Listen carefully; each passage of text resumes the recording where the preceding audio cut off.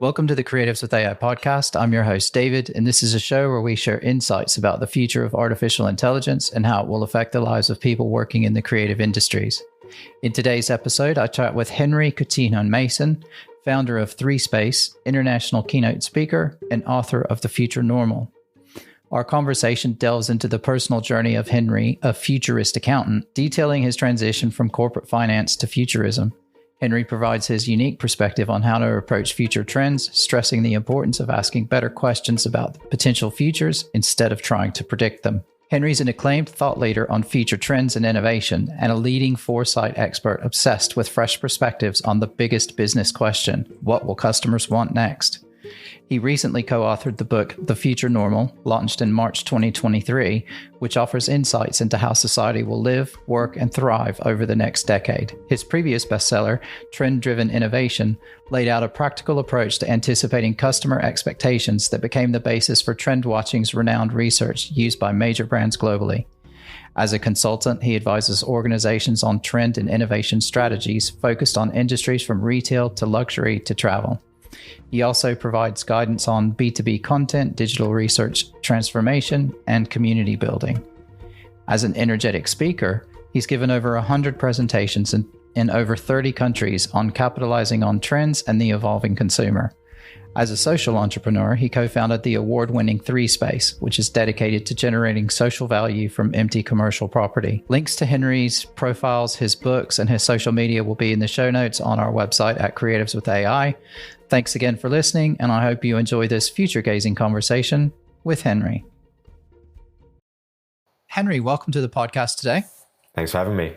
So I met you through a friend, Natalia, and I know she's working on some projects with you, and we'll get into that in a little bit. But I always like to start off and ask people sort of how you're doing today. How are you feeling? How's life going for you at the minute?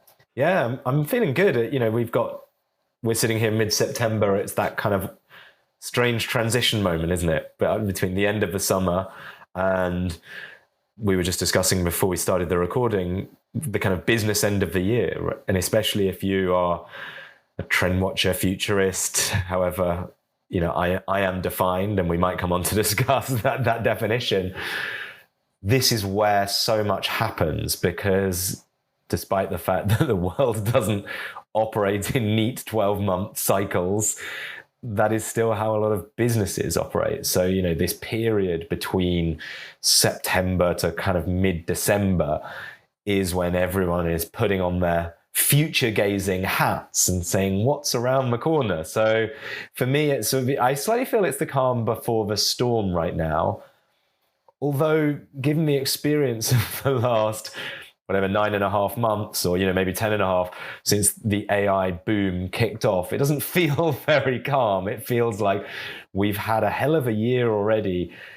And I think I wrote in one of my newsletters recently, this is what it feels like living on an exponential curve, I guess. You know, we are at the start of, and people have been talking about this for a long time, but it really feels like it's kicking into gear now. Stuff's getting faster and faster. I mean, it has for the last 10 years. You know, you could always say, I know a friend of mine who's another futurist has, you know, got a great slide, which is, today is the slowest day you'll ever experience, kind of thing. You know, from now forward, it's only going to get faster.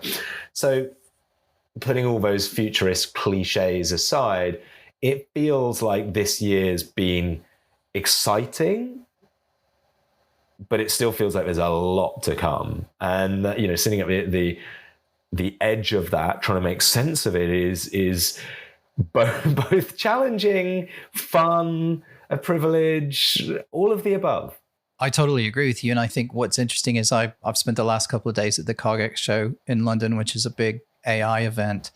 And what's quite interesting is, and I know we're jumping straight into the conversation, but kind of the general feeling I got is that I think earlier this year, there was a lot of worry and almost panic about, oh my God, AI is going really quickly and it's moving so fast. But the feeling I started to get was actually we're past the hype curve. We've passed the crest of that curve. And I think now things are starting to calm down a little bit. Everybody's starting to go, okay, let's just be a bit more reasonable and rational about what's happening here. You know, we've all played with the tools. We've gone through the fun, exciting discovery phase. And we've actually started to try and use them for real. And we've started to find the cracks, and we've started to find the weaknesses, and we've started to say, okay, well, actually, maybe it's not going to replace humans as quickly as we thought.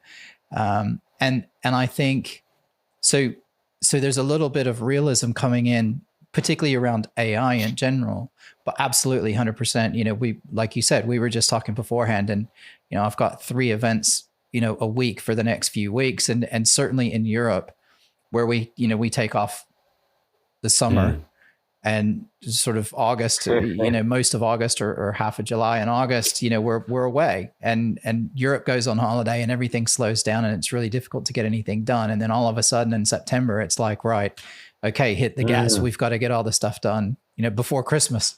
And, but no, it sounds good. Sounds like you're in a good place, which is always good. And, maybe the next thing is, if you, I mean, again, I know a little bit more about your background, and we will have done the intro at the beginning, but maybe if you just sort of set the tone for the listeners to explain in your own words a little bit about your background, maybe, you know, talk about being an author and that sort of thing, because obviously you've got the book, and we'll talk about that.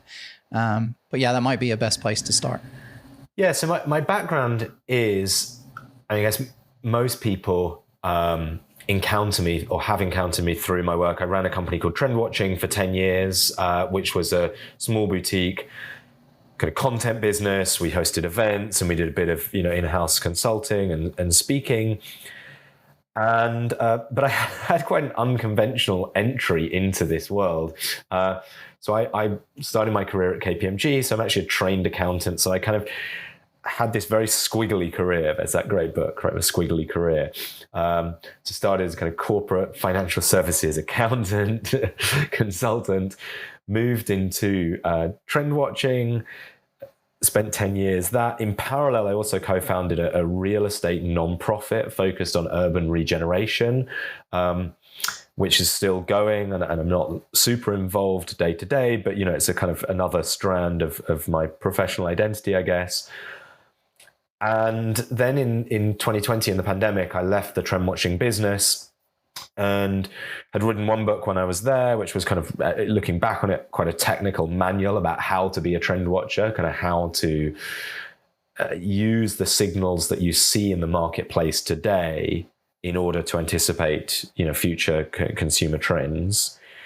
And so I spent the last 3 years in this really privileged position, basically writing with my co-author, Rohit Bhargava, who's based in the US. He's based in Washington. I think this is his 8th or 9th book, and he wrote a whole series, a book called the Non-Obvious Trend series. So, you know, it's obvious why we teamed up. And we basically realized that we had a very similar perspective, both on the futures industry, which is where we're often kind of boxed, right, as trend watchers, but also just, you know, the industry itself, but also, you know, attitudes to just the future. So to unpack that statement, the 2 parts of it. The first reason how we actually started our conversation was that we, having both written books on trends, we were often kind of put in this futurist box at events, you know, get wheeled out to talk about what's coming next. And, you know, we both felt quite uncomfortable with this label, partly because, for many reasons, but, you know, for me personally, futurism kind of seems like quite a kind of wanky profession, to be honest. There's so much kind of artifice and manufactured mystique, and it's you know, it's often kind of delivered as if, you know, if you pay me lots of money, I'll kind of open the trench coat and I'll show you what's inside, you know, and I'm this kind of mystical figure. And that just didn't sit very well with me, partly because I always felt like a bit of an outsider to the industry. I said I came in as a kind of accountant into this trend watching business, and I was pretty young when I joined that business. I was 26, and so basically I felt a bit like an imposter, right? Especially when I was looking at some of the people I was speaking to. You know, you go into a conference or an event and, you know, talking to the head of digital at some big agency, or the head of marketing or innovation or strategy for, you know, big FMCG company. I mean, these are super smart people. And this idea that, you know, essentially little old me could come in, I mean, it's kind of, you know, slight faux humility, but, like, you know, could come in with some grandiose prognostication about the future just seemed faintly ridiculous. And it was also very much driven by our business model, I think, at Trend Watching. So at Trend Watching, we were a crowd-powered content business. I mean, it wasn't exclusively crowd-sourced, but we had our business model. We had a newsletter that went out to about 100,000 people, and we essentially asked, some of them to pay us for their insights. That was the professional, that was the revenue-generating business model. But the adjacent side of a business model was to say, look, what are you guys seeing? What are you seeing in your marketplace? Right, here's some ideas that we're putting out around, what might be coming next. Can you help us validate them or, extend them? And so I guess that business model, breeds a certain sense of, if not humility, but equality with your audience, right? And so for me, it was a combination of, number one, I don't believe you can predict the future, because it's so chaotic and who knows. And it's certainly, if I could predict the future, I wouldn't be sitting here talking about it. I would be sitting there with Mark Zuckerberg, on a yacht somewhere, having created it. So I kind of don't believe you can predict the future, but I don't believe you need to. Because I always say, the job of a trend watcher is not to tell you what is going to happen. It's to help you ask better questions about the potential futures that you might be able to create.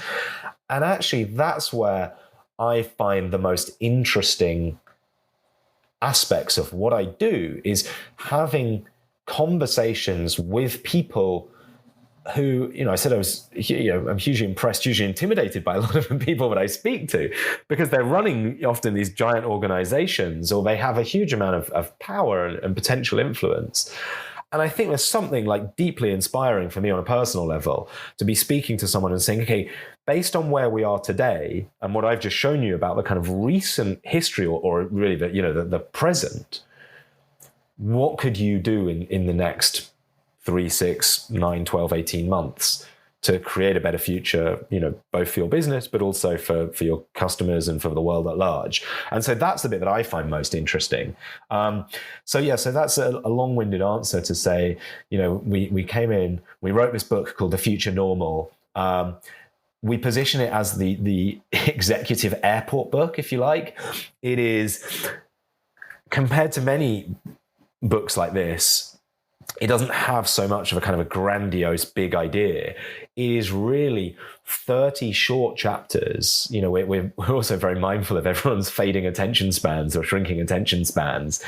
It is designed to be read, in 10, 15-minute sittings, whatever it is, snatched moments on your way to work, before you go to bed.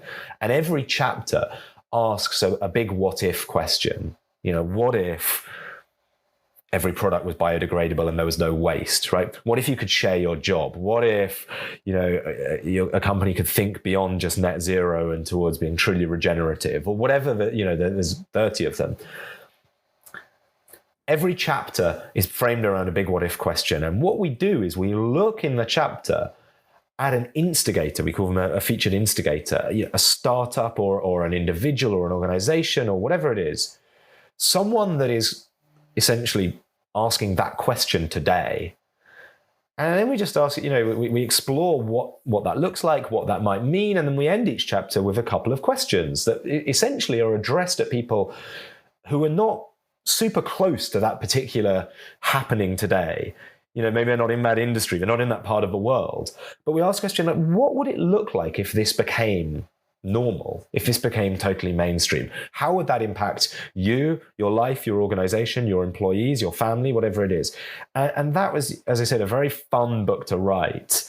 And we just didn't feel like enough people were asking those questions. There seemed to be a lot of people with a lot of certainty about the future and telling us how terrible it's going to be and how, everything that can go wrong. And so we felt, if we're honest, we felt there was a bit of a gap in the market for someone to ask the optimistic side of that question. Which is actually something that I wanted to ask you about. And we'll get to that in a second, but a couple of things have popped up in the meantime. One is taking the leap from being a sort of a chartered accountant. Are you chartered accountant? I was. I didn't pay my fees, so I'm no longer a member of the institute, but I did qualify. So a couple of things came to mind. A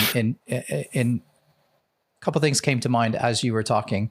One is making the leap from being a chartered accountant to a futurist that feels like a massive leap. How did you, what prompted you to go from sort of the accountancy world to the futurist and the trend watching world?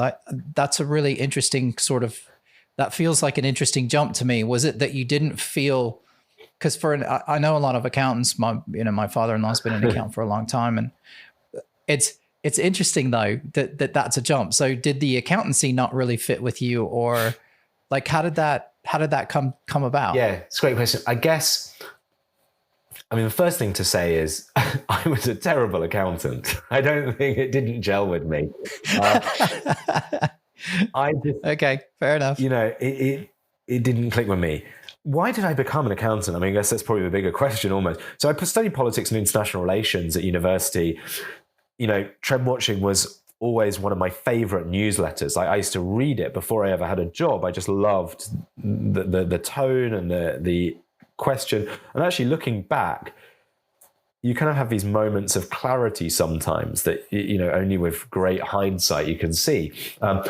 I remember actually, only after I started in this field, I remembered someone had come to our school. I was at school in Suffolk near Ipswich, and there's a big BT office there. And I remember having a visit from someone who worked for BT who was essentially their futurist. And I was probably 7 or 8. And, I'd forgotten this for 25 years. But at one point I suddenly remembered, oh yeah, I remember this guy coming to our school and kind of talking about this job and thinking, that sounds pretty cool. Like, there's a job where you can just get to think about what's coming next. So I think the answer to your question is probably the accountancy was the aberration rather than the leap into it. Why did I become an accountant? Right. Partly in the UK, for any international listeners, in the UK, it's quite a common thing to go from an arts or a humanities or a social science degree into finance like that. It's not quite the leap that it is in, say, the US, where basically you have to study accounting to become an accountant. Honestly, I didn't really know what I wanted to do with my life, and this felt like a kind of a paid MBA. If you're able to live in London, and you get exposure to different types of businesses. And I'm very flippant about my accountancy background here, but actually, I think it does give you, a deeper understanding of the commerciality of what is possible and the commerciality around innovation. And I think, so I would say I'm not really a futurist is one part of the answer to your question of how did I make the leap from I certainly wasn't an accountant, so I'm not really a futurist. So I think the leap is less than it seems. I've written in the book, and we write about being reluctant futurists. I use the term nowist sometimes, because the other part of this is actually to say, said I'm not a futurist.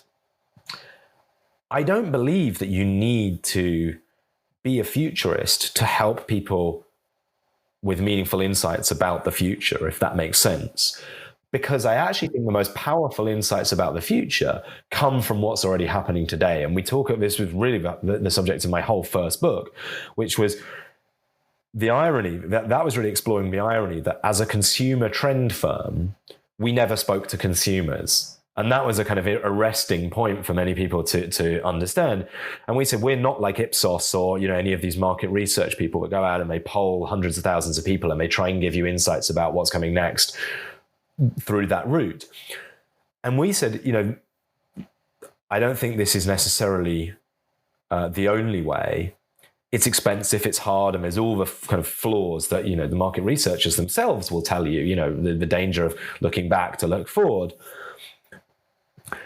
But put simply, my model of change and the way that I approach understanding the future is to say people's expectations are set by their experiences, and they can be created by their experiences. And actually, the way for a business to understand what's coming next is to think about what will people expect from you in the future, because that's essentially what you have to deliver. And how do you understand what they're going to expect from you? It's going to be by thinking about the core human needs and wants that you're going to serve. And I always talk about, it's as important to think about what's not going to change when you're thinking about the future as it is to think about what is going to change. And so if you think about what's not going to change, these are going to be the things that you can build your business around. So, if you're a bank, it's going to be trust and security. And, if you're a food company, it's going to be about taste, but it's going to be also about safety and security and reliability, but convenience as well, right? So you're going to have certain basic human needs and wants, which are core to the value that you deliver to people. And the way to understand the future is to look at how innovations, typically business innovations, but it could be political innovations, social innovations, but how are people's expectations changing around those basic human needs and wants? And often looking to adjacent sectors will give you ideas. It's a cliched example, just to use one which is kind of very obvious to people. I used to use a number of years ago, when Uber kind of revolutionized the transportation customer experience. Someone would pull out their phone, they'd order an Uber, they'd have that level of information transparency. You'd see the car arriving, you'd be able to see the driver ratings, et cetera, et cetera. You'd get in that car, you'd be able to share that information with someone, they'd be able to see when you're arriving, and then you get out and it would be a cashless experience, right? That would be a very, seamless digital experience. You then walk into H&M or Wagamama's or whatever restaurant or retail environment, and it would be the exact opposite. There's no information transparency around, how long your dish is taking to arrive, whatever you have a product, et cetera, all the things that we just said. And we say consciously or subconsciously, people might not realize that, in that immediate moment, but there's consciously or subconsciously, there's a point of tension, right? There's a dissatisfaction there. With the experience in one context versus the experience they've just had in a different context. And that's really the secret to spotting innovation opportunities, is to say, I can identify those points of tension and I can attack them, and I can create things that help resolve them.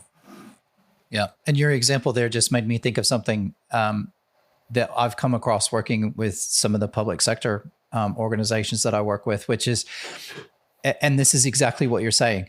There used to be an expectation of privacy and from the population. So people would say, oh, well, I don't want anybody at the council to be able to see my information because that's my information. And, someone, John over there shouldn't be able to look at the data that Mary stores about me on that side. Right.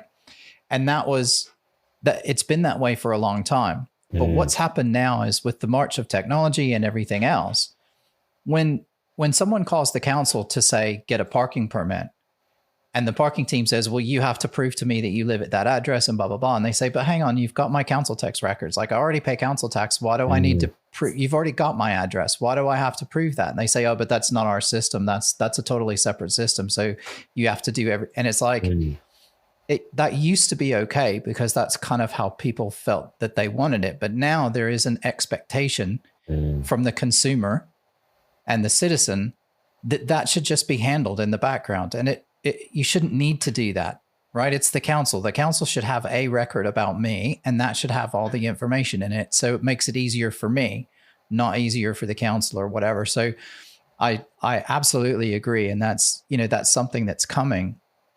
And I also like what you were talking about in the book. And I have started reading the book. I haven't read all of it yet, so I apologize. I haven't made my way through the whole thing. So, but I have started it. And one of the things that came out of it is I do like the fact that you raise questions, and that's really what I'm trying to do with the podcast. Is I'm trying to get interesting people, again, like you said, people way more experienced and way more knowledgeable than me, to come on and to talk to the listeners and to talk to me and explain sort of what's going on. But then for that to be what I want that to turn into is something that's thought-provoking, right? Yeah. And I want people to be able to say, wow, okay, well, what does that mean for me? And what do I need to do moving forward? And how do I need to think about this? And how do I need to plan around it? So it's a very similar thing that we're trying to do. Do you know what I mean? Because you're right. I don't know what's going to happen next week, but if I can make people think about what might happen and how that might affect them and how, what that might mean for them and their business and their industry, particularly around creative industries, obviously because of the new technology, then I'll be successful. And that's kind of that's all I'm trying to do is have these great discussions. And I suffer from the sort of imposter syndrome as well, because I have conversations with people like you and I go, wow, they're really smart. And I'm not very smart. I just like to try and ask, reasonable questions and see where we go. So going back to kind of the conversation, another thing that sort of jumps out. So how are you so positive? I guess you seem like a glass half full sort of guy around technology, and particularly AI and how things are moving forward. And a lot of people are very cautious about everything and bordering on glass half empty. And I guess I'm just trying to, understand why do you see everything being so positive, and why are you kind of glass half full about it? Yeah, I think it's a great question, and it's probably the biggest recurring negative piece of feedback from the book we get, right? If you read some reviews and speaking to people, it's like, this is fairly relentlessly optimistic. I think there's a couple of reasons for this. Number one, I've already kind of discussed that partly it was just trying to introduce some balance into the conversation around, the future, because it seems like it's very dystopian at the moment. We've already discussed that, and I don't think it answers your question, which is on a much more personal level.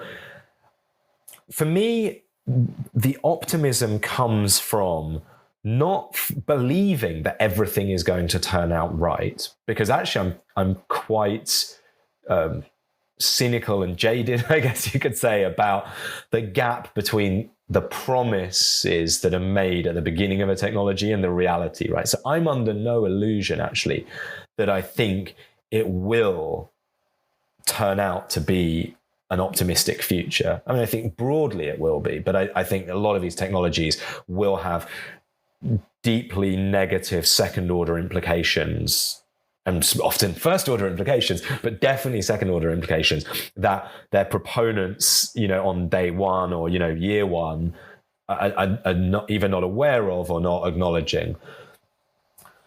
I think my optimism, though, my optimistic positioning in my content, and when I write about these things and I think about it, comes from what I was talking about earlier, where the bit that I find most interesting about what I get to do is those conversations with people who have significant, power and influence to create a future. And it's the view that if you approach things optimistically and say, what could this become? That's going to help lead not just the people who are building it today, but the people who are going to then use these technologies or scale them and take them to the mainstream, right? The kind of be that big governmental organizations or big big consumer brands, etc. Starting that conversation from a position of optimism is more likely to then create positive outcomes, rather than if you come in saying these are all the bad things that this technology can do. Then you're teeing up either that's, we will create the future that we imagine, which will be dark, or we just won't ever engage with it. And I think, I had a couple of links at the bottom of my newsletter this week.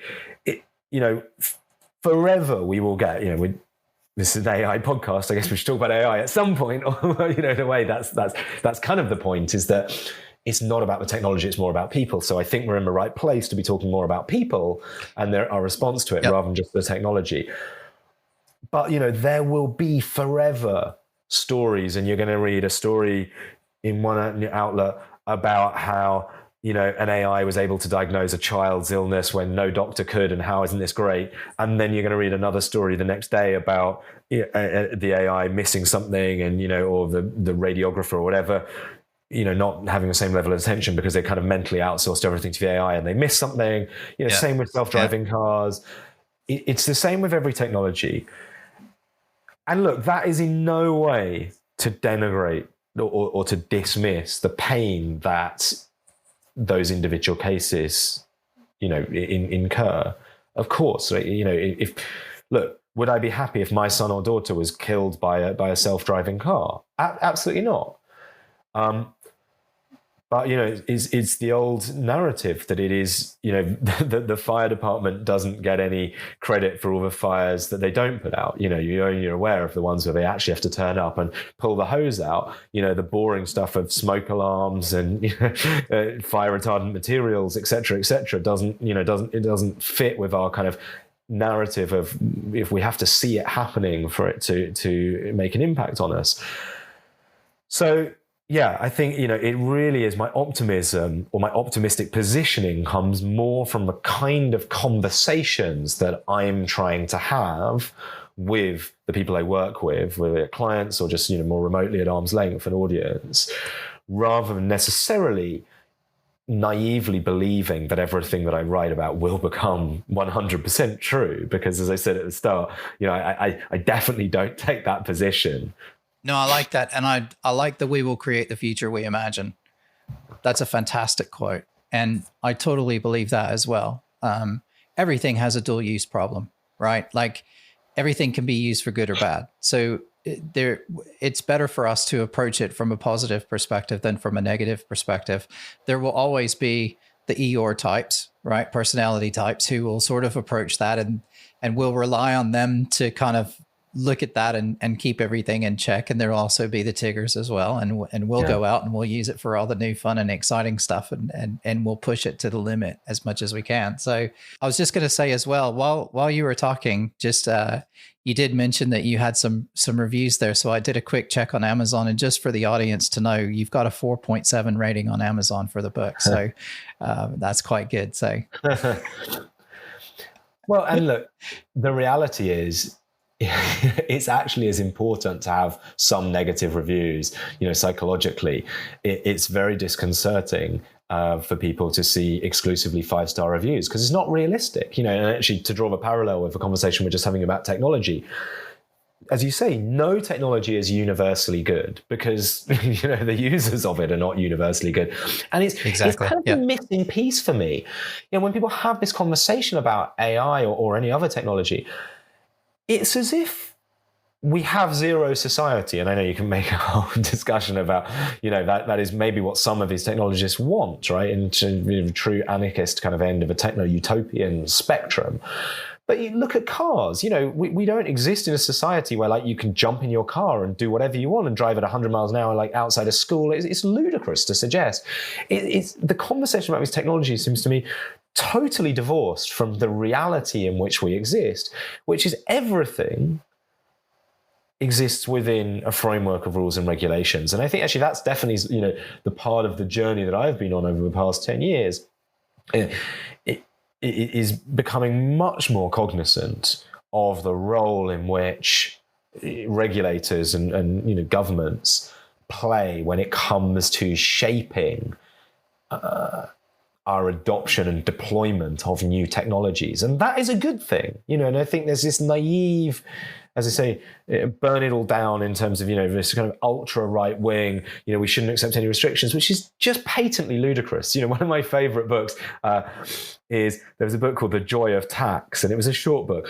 And it was saying everyone talks about death and taxes being these two inevitable things that we want to try and avoid in life.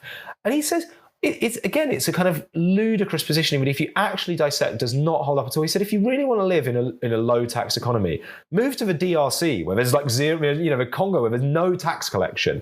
There's no road. There's also no roads. There's also no electricity. We do not live, people who say they want something and they don't actually think it through are as, just as dangerous as the kind of dystopian people, because it's not saying, to be utopian about a technology does not, in my opinion, suggests that you think that technology should just be released into the wild with zero restrictions. It says, there is the potential for this technology to, on balance, do a lot of good if we do, make a lot of if we position it and deploy it in a certain way.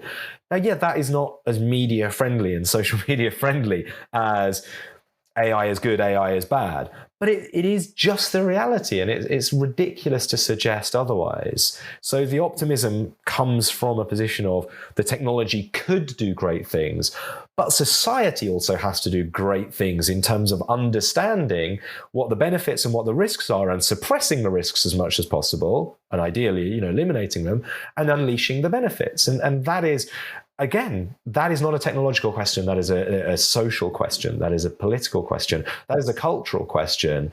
And arguably, we always have more problems on those questions than we do on the technological questions. Yeah, 100%. And I'm unashamedly going to steal this from Stephen Fry, who I saw yesterday at CogX, and he gave the example of driving. It's the same as driving. Right. We invented, Daimler invented the car, back in the late 1800s and stuff like that. And then first of all, everybody said, oh, it's never going to work because horses and blah, blah, blah. And then obviously, Henry Ford sorted it out. And then we got more and more cars on the road. But then the problem started. And they started to say, oh, well, actually, if you go too fast, it's dangerous. And if you don't have these rules. So then they very gradually started to put some rules and some regulations in place. And now you have to be a certain age and you have to pass a test and you have to drive on a certain side of the road. And the cars have to, have certain safety features. And then you have to do this and you have to do that. And so we have this whole set of requirements around driving. But by and large, those requirements mean that it's a pretty safe method of transportation. Do people still have accidents? Of course they do, because people. And, accidents are always going to happen. You can't get away from that. And it was his position. I will be quite transparent, but I totally agree with the way he presented it. And the example that he gave is, that's sort of where we are with AI at the minute. Is we've invented it. Let's forget the machine learning that's been around for 20 years and that sort of thing, this generative AI that we have now. We're at the same sort of place with AI at the minute. I think we've got it. We now need to start to develop what are the basic rules? How do we just set some regulations around it to kind of keep it on track? And hopefully, look, even today with all the rules we have around vehicles, sometimes people drive them into a crowd of people. That's always going to happen. So you're right. We can't control the people. People is always the worry, and how people use tools. So that could be slightly concerning, I guess. But the technology itself is neither positive nor negative. And I also think you made a very interesting point earlier when you were talking about the stage and the first hype wave feels like it's slightly ended, and there was that moment when people were losing their minds and this is going to disrupt everything. And, literally, AI is a hammer that can, attack every nail. And of course, we're realizing that, to your point, effective deployment of a technology, and, let's continue the driving analogy, driving in a car is not the only mode of transportation. There are other circumstances where public transportation makes sense, walking makes sense, et cetera, et cetera. Yeah. And so new technology comes in, it does something significantly better than the previous technology. It seems to be have a general purpose application. So people then rush off to think it's, to explore those. And as you say, we then realize quite quickly how and where it can truly be best applied. And that takes time. That is not going to happen overnight. And exactly as you say, I totally agree. I think we are in, if not the trough of disillusionment, because I think that seems a bit negative, just in the kind of inevitable stage where we have to work this stuff through, and we test and we learn and we iterate. And, especially at the organizational level, that takes time. And again, we spoke with the common thread of this conversation has been, we're talking about people. And again, to move the conversation forward to the new project that I've been working on with Natalia, our mutual connection, one of the things we've realized since publishing this, so we published in the summer an illustrated guide to AI innovation opportunities, starting with the marketing and advertising sector. And one of the things we've realized almost since publishing it, actually, some of the feedback we've got, it wasn't necessarily a particularly deliberate focus when we started it.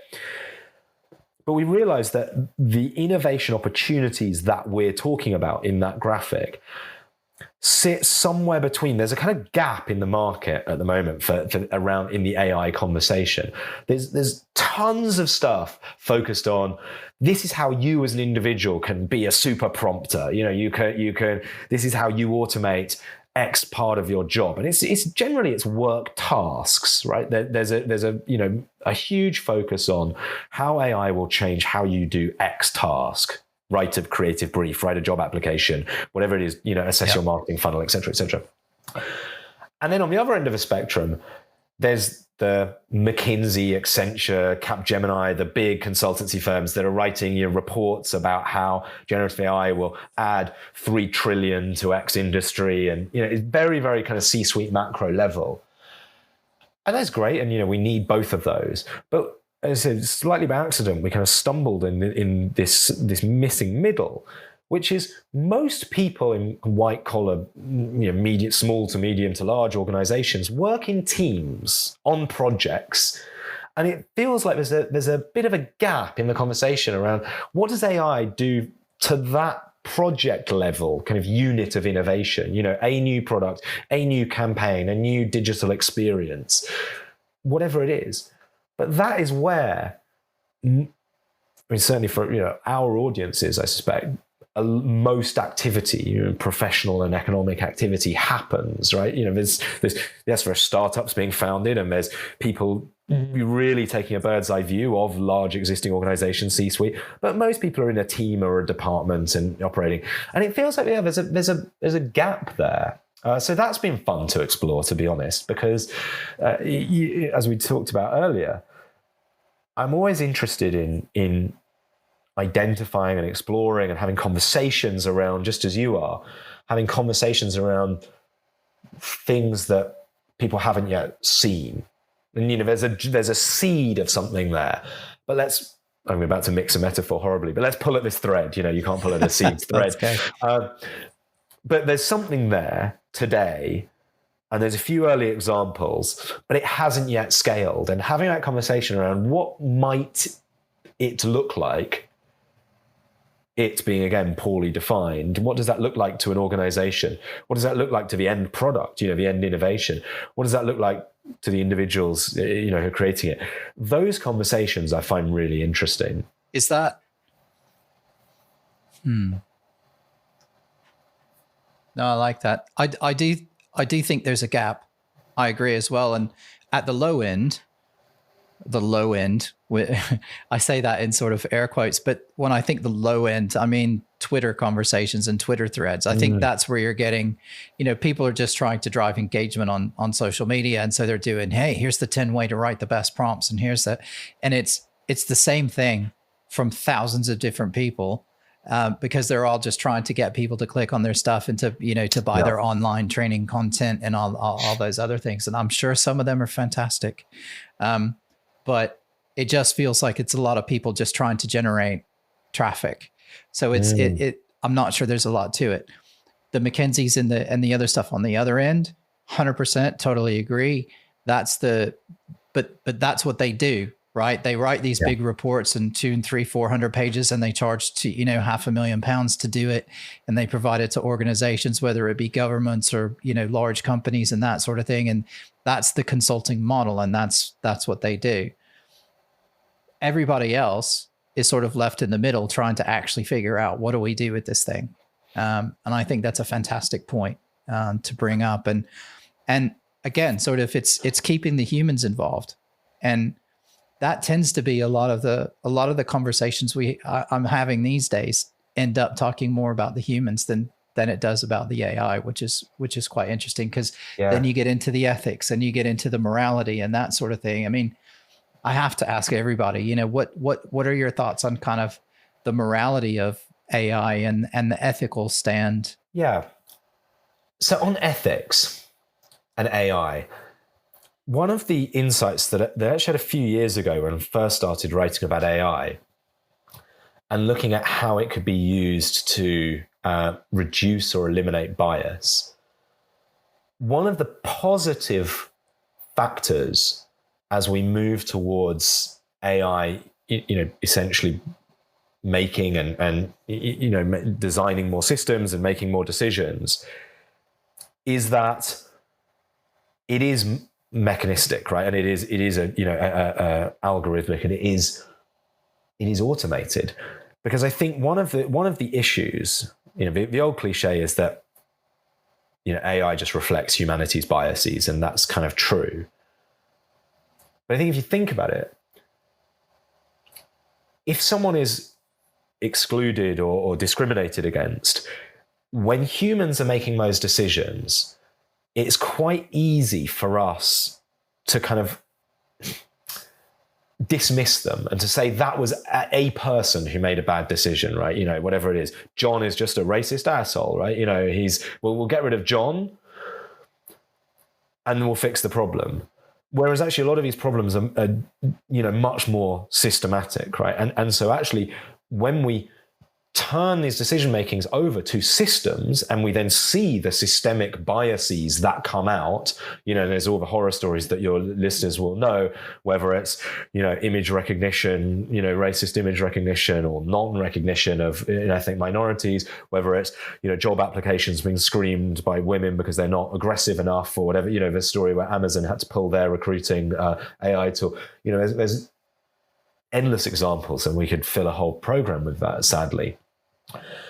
Then I think the optimist in me, again, that doesn't dismiss the issue of those biases being there and being real. But it forces, I think the optimist in me would say, it forces us as a society to confront that it's not just one person who's a bad apple. Those biases are coming out in the machine because they're deep-rooted and they're systemic. And therefore, and we've got the data now to prove it, right? And so we then need to work on fixing it. Now that, of course, is, it's easy to, we've ended on just those 5 words, and we need to work on fixing it. And that is a big, big task. Yeah. But it forces us to confront bias and injustice and discrimination in a very different way, I think. And one that when humans are in the loop exclusively, we don't have to have that. It's easier for us to escape those hard questions. So again, you talked earlier, said, I'm always optimistic. I'm not optimistic necessarily at the position we are today, and certainly not in the position we're going to be at, in the next 100 days. But I'm optimistic about where we could go based on this. And so that's my just one insight. It's not the only answer. Yeah. Okay. But it's a thought. Yeah.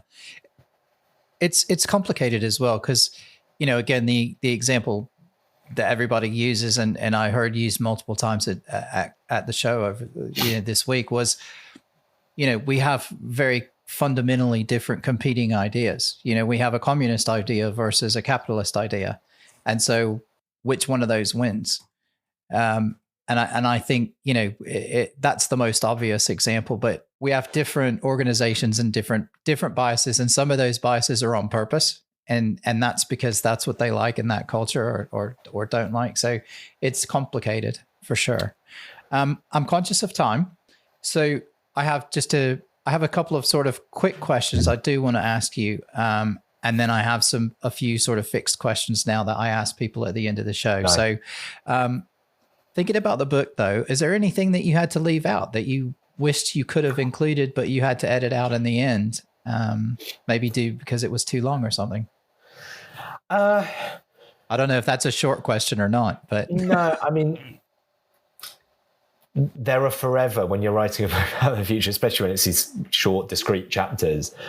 We had a whole list of things that we looked at, whether it was flying cars, space exploration, some of the more techie ones, but also some of the softer cultural ones. It's always tough. I guess that's the advantage of writing a newsletter, where you can continue to revisit some of these things or explore them. So, in that sense, the book is a snapshot in time. My thinking and writing, both myself and Rohit have newsletters, so we have that luxury of being able to continue. So, it means there's always scope for another one.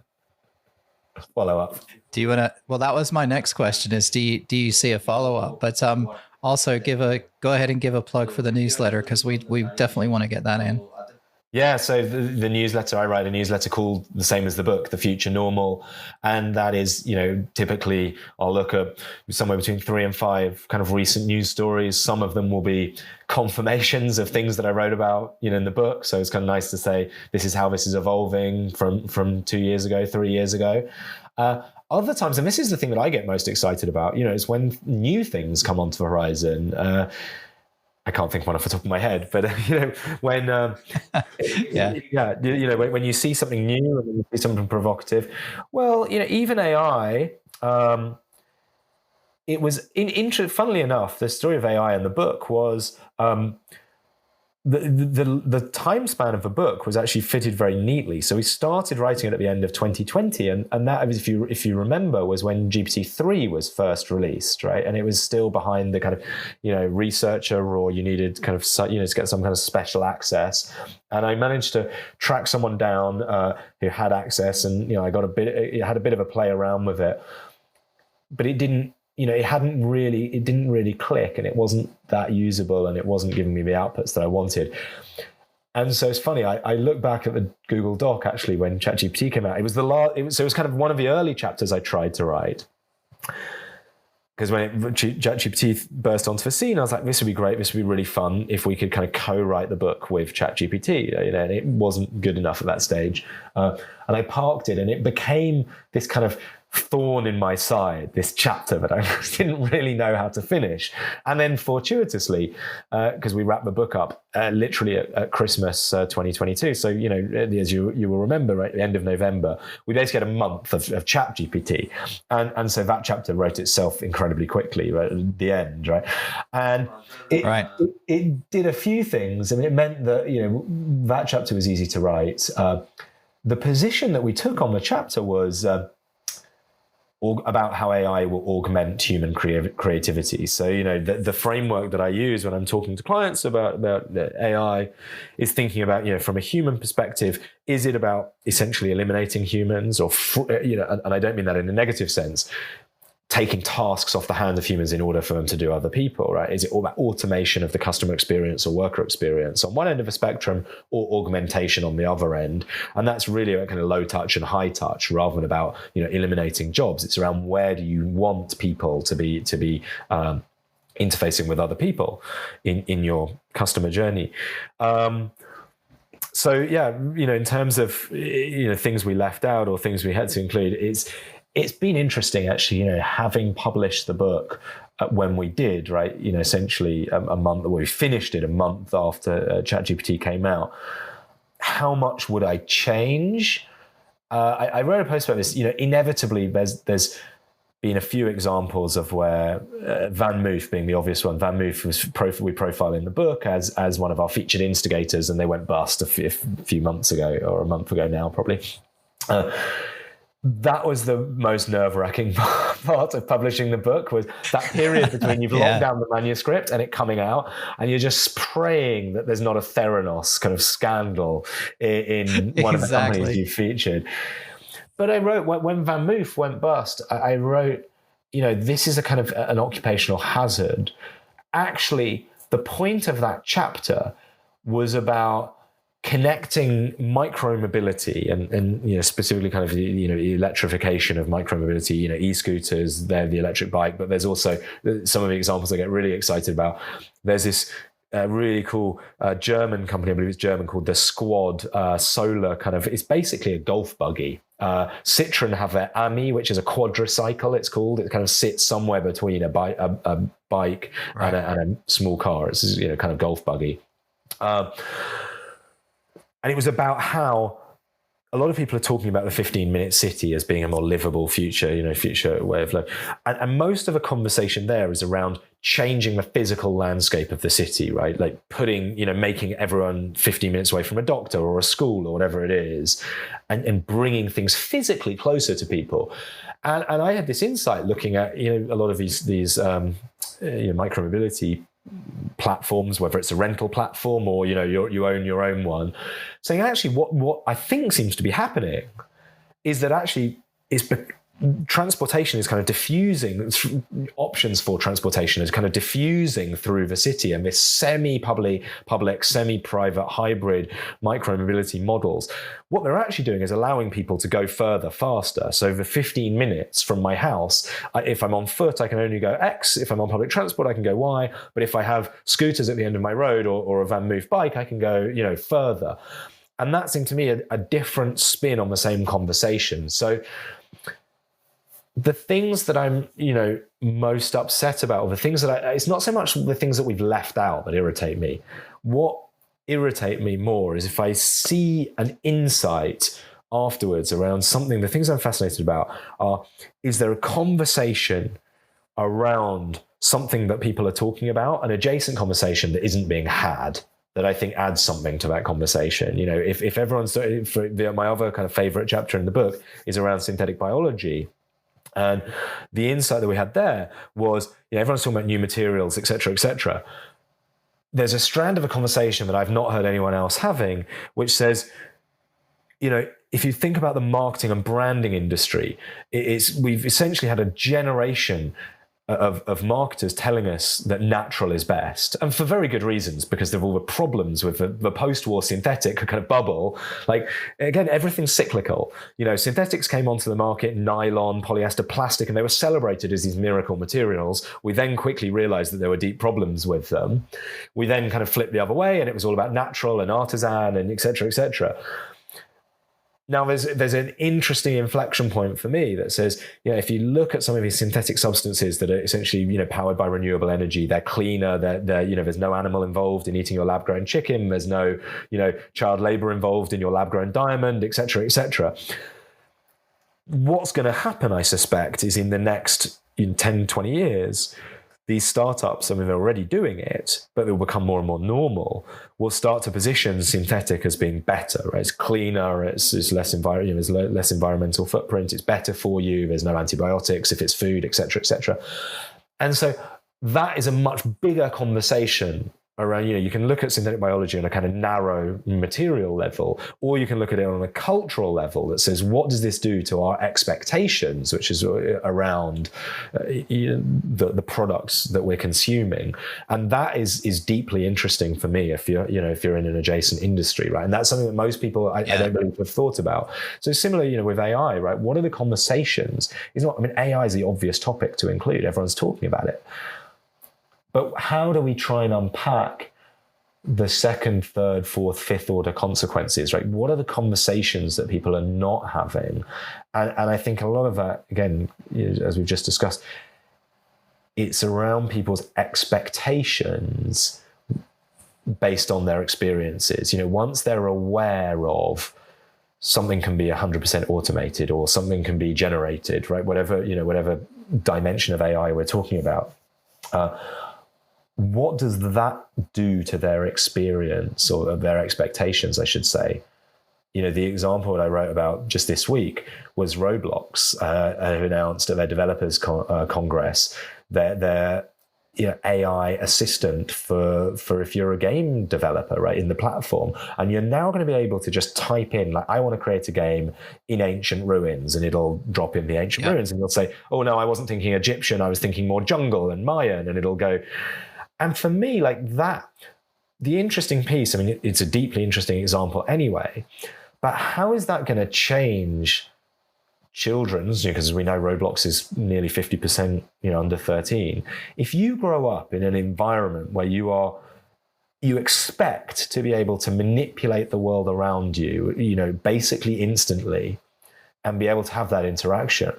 Again, go back to the example we used earlier about Uber having a digital experience in your taxi and then walking into a restaurant, and it being very non-digital. There's a point of tension. I think that forces you, if you're in any other industry and you're thinking about your future consumer, and you show them that example of how the experience that they're going to have with the Roblox world, and then you ask the question, what is that going to do to their expectations around their ability to shape everything else in their life? it's gonna, the only answer to me is it's gonna dramatically increase it, right? People will have the expectation that the gap between their creative idea and their ability to realize it essentially shrinks to like near zero. And again, what does that do to every other organization that's involved with creativity or engagement, or those are the questions that once you've seen something come into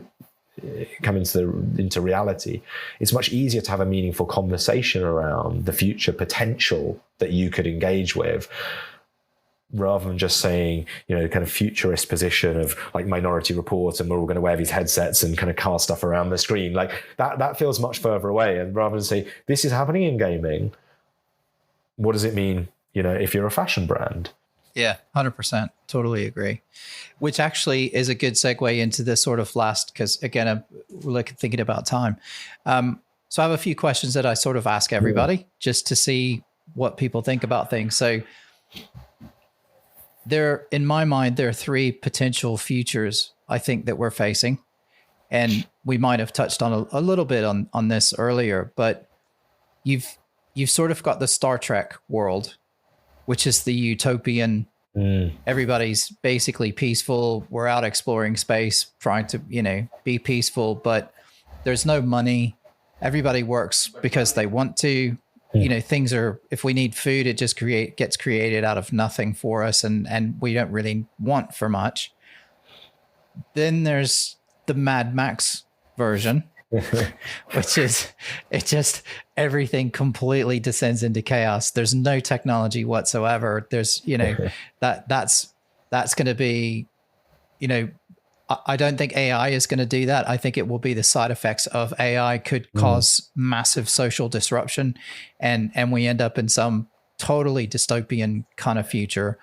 And then there's the middle ground, which is the Blade Runner kind of cyberpunk version, which is, you've got kind of a balance of both, but it's maybe not ideal for everybody, but it seems to work. And I'm just curious where you think we might end up in, I don't know, 100, that's like a 100-year question or 150-year question probably, but just curious what you think about, kind of one of those three, or do you have another example where you think we might fall?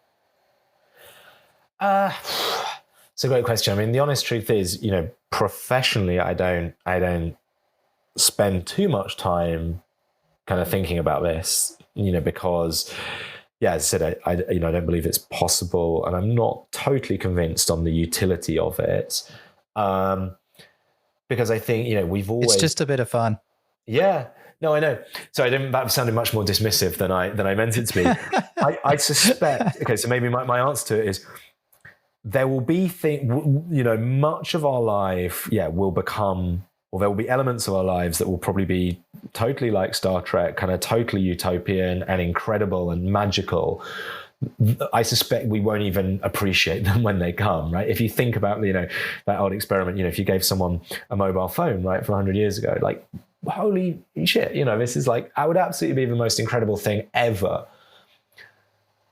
We still have the same kind of very human issues. And so the answer, I suspect, more of our lives than we can imagine will feel kind of deeply normal. And there will still be people worrying about, is their partner cheating on them? Like, is their professional colleague getting ahead when they shouldn't do? The same kind of human politics, right? There is a really good reason why, like, Greek mythology and, Shakespearean tragedy has the kind of same universality to it. So I think, life will be amazing in parts. It will be terrible in parts, but we won't even kind of, depending on how fortunate you are and where you fall in the social hierarchy, because again, I suspect that that will still persist for longer than we want it to. Yeah. Will depend on the balance of how much of your life is incredible and how much of your life is deeply painful.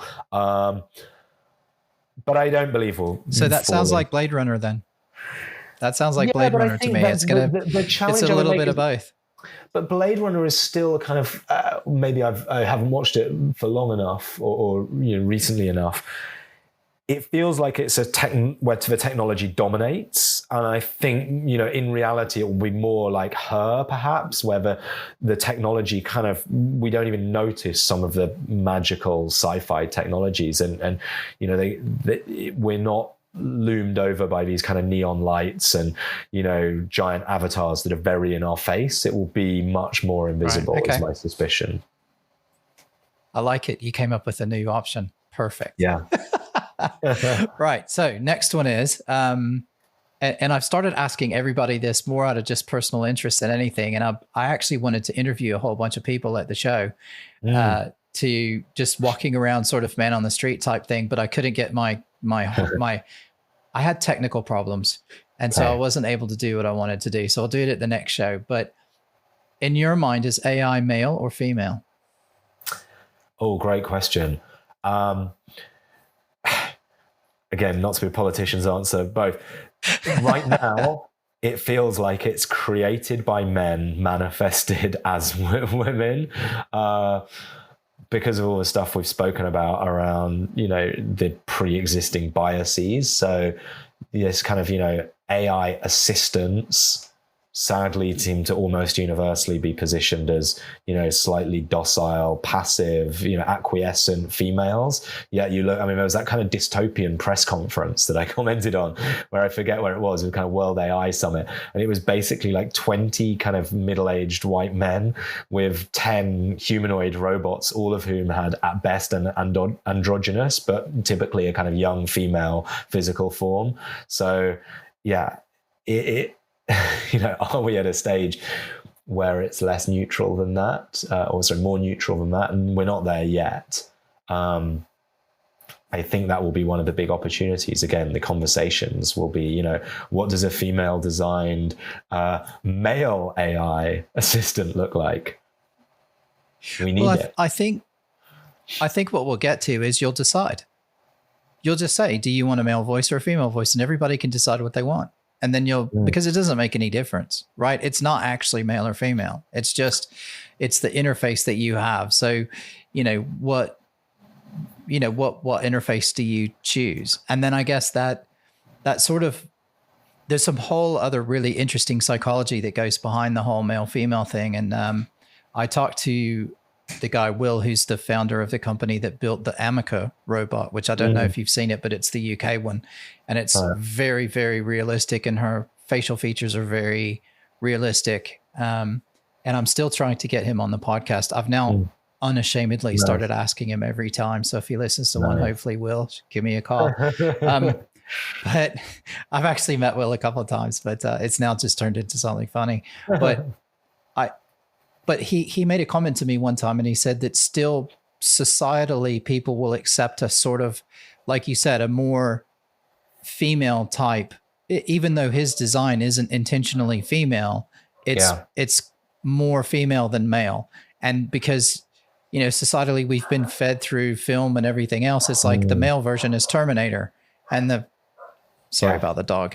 And, the male version is Terminator, and that's what people get in their mind. And so it's quite intimidating, and people find it easier to have a less intimidating thing in a female one. So I'm just trying to work out. So what's your answer? Is your personal assistant going to be a male voice or a female voice?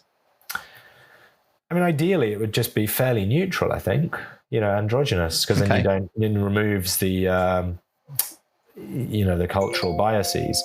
And to your point, and I've got a 12, so we're going to have to go quite soon. No, that's fine. Well, we'll do it quickly. So just one last question. So when you have your assistant, what will you name it? Oh, great question. What? I haven't, can you put me on the spot? I haven't thought about that, actually. It'll have to be Pat or something androgynous that kind of goes along, where it could be either one. What would I name my assistant? Probably to make a point, one of my children's names, whichever one is being least helpful at the time. To show them what they could be doing. Yeah. No, it's, it came up in a conversation I had with someone one time, and then I just started getting really curious about what I'm trying to understand also is there's some sort of a trend. Do men choose male or female voices more often, and do women choose male or female voices? And to see if there's any sort of a trend going on there. So Yeah. at the next big event that I go to, I'm going to try and I'll get my tech sorted out so that it works better. And then I'm just going to go around and I'm going to ask like 50 people if I can, and just say, hey, I have, 3 questions about AI, and then do a mini little survey and kind of see what people think and see if there seems to be any pattern to it. But I love it. Listen, Henry, thank you very much for your time today. I know we've run slightly over on the time that we had booked, and I appreciate you taking the time. I will put links to all of your books, your past books, to the newsletter, all of that stuff in the show notes. So anybody listening can go and find that information on the website and in the show notes. And look, thank you. Yeah. Thank you very much for your time today. And is there anything else you want to throw in right at the very end? No, just saying it's just been fascinating, and I've loved talking with you, Dave. So thank you so much. And thanks to Natalia for connecting us, and looking forward to, hopefully being able to kind of, share it and get a bit of airtime, and, help you get some more interesting guests next time. No, it's been really nice. Thank you. Brilliant. Thanks, Henry. I'll speak to you soon. All right. Take care. Thanks. Okay, folks, that's a wrap on another amazing episode of Creatives with AI. Thanks so much for joining us today. We really hope you enjoyed the conversation as much as we did. If you want to stay up to date on how all things related to AI is impacting the creative industries, then be sure to subscribe to the podcast on whatever your favorite platform is. We're on them all.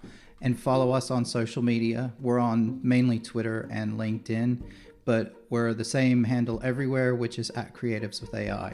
We'd also really appreciate it if you could just take a minute to leave a rating and a review on Apple Podcasts or Spotify. Those are our 2 main platforms, and it really helps other listeners find the show, and it also helps us get more popularity and more exposure. So it'd be amazing if you could help us with that. If you've got any questions, topic suggestions, guest recommendations, feel free to send us an email. The best email is hello@creativeswith.ai, or you can shoot us a message on social media. Either one is fine. We love hearing from all of you, and we can't wait to bring more exciting episodes in the future. And the best way we can do that is to get feedback from the audience and have the audience tell us who it is you'd like to hear from, and what things you'd like us to ask, and what topics you'd like us to talk about. So please use that. Let us know what you want to hear, and we'll do our best to get it for you. And last but not least, we'd like to give a shout out to our sponsor, Featurehead Limited, who make this podcast possible. Your support means the world to us, and we really appreciate it. So thanks very much. That's it for today. So until next time, take care, everybody, and stay curious.